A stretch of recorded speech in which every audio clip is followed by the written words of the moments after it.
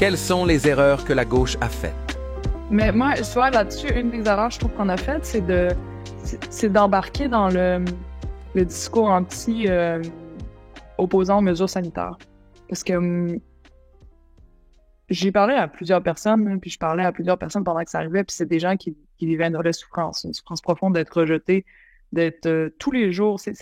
Les gens savent pas à quel point c'est dur, ceux qui l'ont pas vécu savent pas à quel point c'est dur d'être toutes les semaines dans les médias salis, que ta famille, ça se répercute sur tout ton entourage, les gens se mettent à te regarder croche, à plus rien dire quand tu parles, comme si tu venais de dire la paire des idioties, à se demander à parler de toi quand t'es pas là, tout ça, tu sais.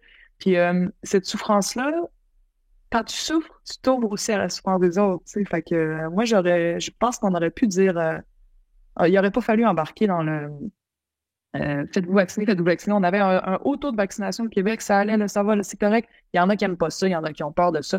Il y en a qui font pas confiance à l'industrie pharmaceutique, puis ils ont pas tort, tu sais. Il y en a qui sont, ça peut être, il y en a qui font pas confiance aux médias, puis ils ont pas tort. Il y en a qui font pas confiance au gouvernement, puis ils ont pas tort non plus.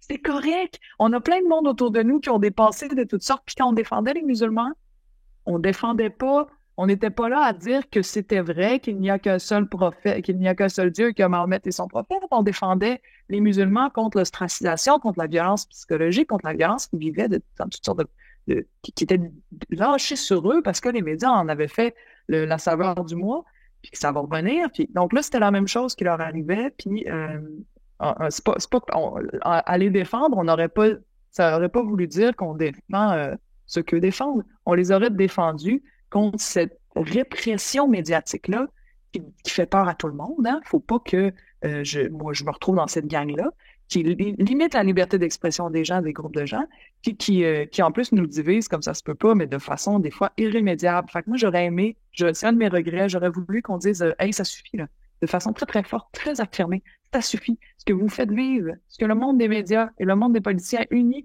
deux forces extrêmement puissantes font vivre à ces gens-là, qui ont une liberté de conscience, qui aussi doivent avoir une liberté de parole. C'est souffrant, c'est ce qu'on entend, c'est injuste et faut que ça cesse. Et moi, j'invite ces gens-là à penser aussi aux autres qui ont vécu ça, puis peut-être que des solidarités à créer. Il y a les musulmans qui ont vécu ça récemment. On peut remonter en 2012, les étudiants qui ont vécu ça, qui sont fait traiter de tous les noms. Il y a eu, puis quand on pense au pouvoir médiatique, mais pour ça, il aurait fallu oser s'attaquer à ce pouvoir médiatique-là, qui pour moi est des grosses roches qu'on a dans notre face, là, puis qu'il va falloir chercher à tasser. Parce que si on essaie de plaire puis de louvoyer dans cette force-là, en faisant toujours attention, on n'arrivera jamais à pouvoir faire ça. Nos entretiens sont possibles grâce à vos dons. Merci de continuer à faire vivre ce format. Lien en description pour nous aider à produire les prochaines interviews.